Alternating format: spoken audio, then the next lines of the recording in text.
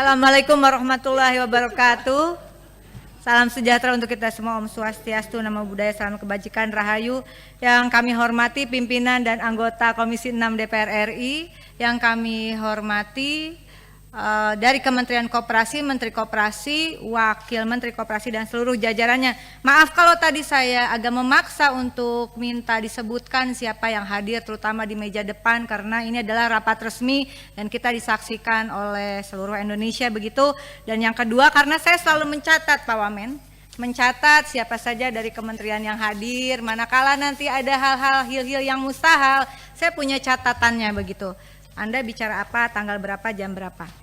Nah, saya apresiasi dengan presentasi dari Menteri Koperasi tadi dan sangat mengapresiasi karena dari mitra sebelumnya saya kira ini adalah pemaparan yang memaparkan tentang dasar hukum. Sehingga mungkin tapi nanti kalau boleh pemaparannya dimulai dengan dasar hukum Bapak. Dan saya mendukung pemisahan Kementerian Koperasi dari UMKM, pertama karena ini akan mengubah perspektif kita tentang koperasi yang seolah-olah skala bisnisnya hanya bersifat UMKM begitu. Padahal kalau kita lihat di negara-negara lain, misalnya contohnya adalah koperasi yang kemudian mendirikan salah satu bank yang diperhitungkan di dunia, Rabobank misalnya. Lalu kemudian ada koperasi Fair Price milik National Trade Union Congress atau Federasi Serikat Buruh Singapura. Dan ini tentu saja menjadi, saya sangat mendukung dan saya sangat gembira. Akhirnya ada keputusan politik dari pemimpin nasional untuk memisahkan koperasi dari UMKM. Itu yang pertama. Yang kedua, sehingga dasar hukum menjadi pertimbangan yang menurut saya penting. Karena kalau kita lihat tidak mungkin kementerian lembaga berjalan tanpa dasar dan payung hukum yang kuat. Dan kalau kita lihat ini sudah dipaparkan di halaman 9, mudah-mudahan nanti di pertemuan berikutnya dasar hukum ini ada di bagian depan. Saat ini dasar hukumnya adalah Peraturan Pemerintah Nomor 7 Tahun 2021 tentang kemudahan perlindungan dan pemberdayaan koperasi, masih dengan UMKM begitu. Yang ini, yang PP-nya masih dengan UMKM. Sehingga kehendak yang luar biasa dari Presiden Prabowo ini, rasanya kita juga perlu memperbaiki aturan atau regulasi. Saya masuk ke politik legislasi, dan politik legislasi kita tentu saja berdasarkan Undang-Undang Nomor 12 Tahun 2011 tentang pembentukan peraturan perundang-undangan. Di pasal 7 ada hierarkinya. Hierarki tentang pembentukan peraturan perundang-undangan dimulai dengan, betul sekali di sini, Undang-Undang Dasar tahun 1945 pasal 33 ayat 1. Perekonomian disusun sebagai usaha bersama berdasar atas asas kekeluargaan. Ayat 4-nya, perekonomian nasional diselenggarakan berdasarkan atas demokrasi ekonomi dan seterusnya begitu. Dan yang luar biasa adalah ini pertama kali kementerian di dalam hierarki pasal 7 ayat 1 tersebut, Undang-Undang Dasar, lalu TAP MPR begitu, undang-undang, baru peraturan presiden, Perpu dan sebagai undang-undang atau Perpu, lalu kemudian peraturan presiden dan sampai peraturan daerah. Di ayat 2 hierarki memperlihatkan power dari setiap peraturan perundang-undangan, yang di bawah tidak boleh melampaui atau melanggar peraturan perundang-undangan di atasnya. Dan di sini luar biasa, belum pernah ada di dalam rapat atau saya lupa, tapi Kementerian Koperasi di era kepemimpinan Bapak sekarang memasukkan ketetapan MPR nomor 16 garing MPR RI garing 1998, karena ini menjadi penting tentang politik ekonomi dalam rangka demokrasi ekonomi pada pasal 5 usaha kecil menengah dan koperasi sebagai pilar utama ekonomi nasional. Ini menjadi konsideran hukum menimbang. Saya langsung masuk pada usulan. Politik legislasi, saya bedakan politik legislasi, politik anggaran, dan politik pengawasan. Bapak, kita harus bekerja cepat dalam, saya kira 100 hari kerja ini bisa dikerjakan simultan oleh tim di Kementerian Koperasi. Oleh karena itu saya mengusulkan di dalam rapat ini agar segera disusun naskah akademik dan draft perubahan atas undang-undang koperasi begitu. Apakah akan usulan dari Kementerian Koperasi atau usulan dari Komisi 6 nanti dibicarakan, tetapi intinya dasar hukum itu menjadi penting untuk pembentukan Kementerian Koperasi, pendirian Kementerian Koperasi, berikut turunan organisasinya dan nanti politik anggaran dan politik pengawasannya dan skup dari klasifikasi koperasi. Nah, saya ingin menekankan beberapa hal di dalam politik legislasi ini. Ada yang namanya Bapak nanti karena ada catatan-catatan penting di dalam Undang-Undang Cipta Kerja yang juga saya kritisi sebetulnya pada saat pembahasan, bahwa misalnya koperasi ini heavy-nya bukan pada investasi finansial, tetapi pada pembagian hasil terhadap anggota begitu. Dan bisa dilihat nanti di Cipta Kerja, marilah kita perbaiki di revisi Undang-Undang Koperasi. Sistem DAIFI ini menjadi penting. Saya sampaikan, diusulkan oleh Dr. Charles Howard, mungkin bisa menjadi bagian naskah akademik. Sistem manajemen kebijakan pembagian keuntungan berdasarkan partisipasi pekerja dan konsumen, tidak hanya dari dasar investasi finansial. Pembagian keuntungan didasarkan atas transaksi lain seperti tenaga atau pikiran serta tanggung jawab jabatan dalam model koperasi pekerja. Pembelajaran untuk koperasi konsumen dengan prinsip buy more, get more, dan kemudian hasil produksi untuk koperasi produsen, begitu. Dan kemudian yang kedua adalah pengambilan keputusan, tidak tertumpu pada satu orang, tapi juga dalam mengambil keputusan yang dasarnya adalah setiap orang sama. Dan prinsip ini saya kira mohon dibantu juga dari tim Kementerian Koperasi, sistem dengan dasar keadilan partisipatif dan dasar keadilan untuk semua. Itu menjadi penting, menjadi ruh dari revisi Undang-Undang Koperasi. Yang kedua adalah terkait politik anggaran.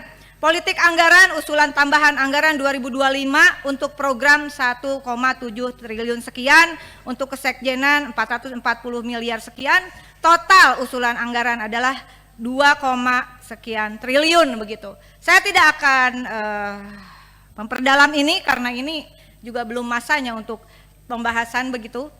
Dan saya sepakat dengan Ibu Ketua, tentu saja kita hanya menerima Ibu ya, tapi kita juga belum bisa mengambil keputusan. Dan politik legislasi itu menurut saya juga di sini ada pimpinan yang merupakan pimpinan Dekopin. Kita harus bergegas Bapak, karena dari revisi Undang-Undang Koperasi itu maka akan terlihat postur yang kokoh atau tidak terhadap politik anggaran kepada Kementerian Koperasi. Tidak bisa hanya statement politik. Statement politik itu harus berubah menjadi keputusan politik, norma yuridis berkekuatan hukum tetap, dan karena itu saya setidaknya mudah-mudahan mendapatkan dukungan.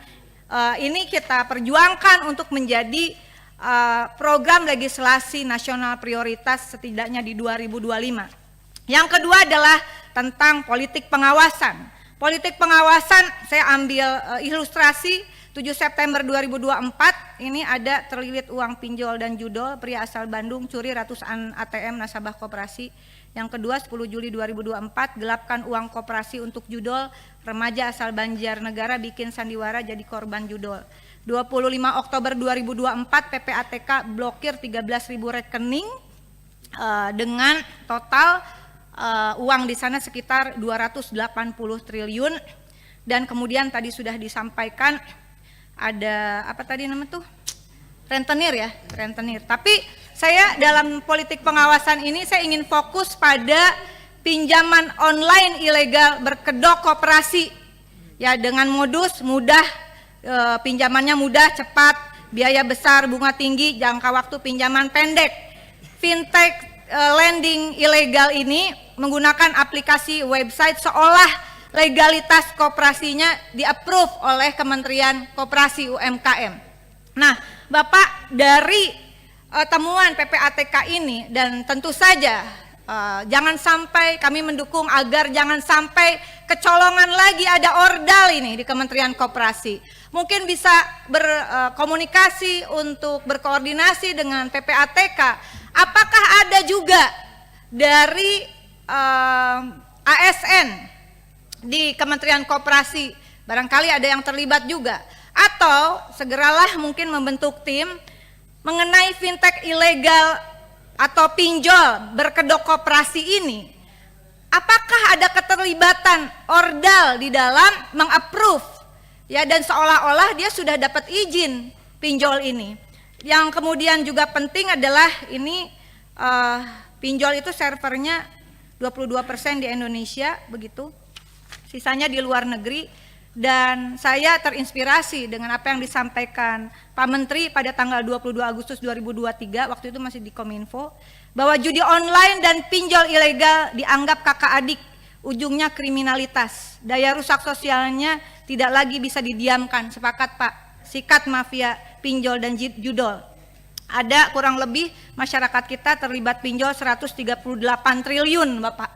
Nah, penting kiranya untuk saya kira antara pinjol ilegal berkedok koperasi, lalu kemudian ada judi online di dalamnya, lalu nanti ada kaitannya dengan tindak pidana pencucian uang, lalu ada kaitannya dengan tindak perdagangan manusia, TPPO begitu. Mohon di awal kita tidak usah berbasa-basi kayaknya, karena Pak Menteri ini lagi jadi sorotan ya dengan adanya ordal di kementerian yang lama. Dan saya berharap langkah cepat salah satunya adalah screening Pak di kementerian Bapak, termasuk yang terlibat pinjol or judol, karena di BUMN saja contohnya Indofarma itu terlibat pinjol, pakai uang perusahaan bayarnya. Kemudian judol, apakah ada yang terlibat di dalam judol atau kemudian dia terlibat sebagai ordal di dalam skema sindikat pinjol berkedok koperasi. Penting Pak, kasih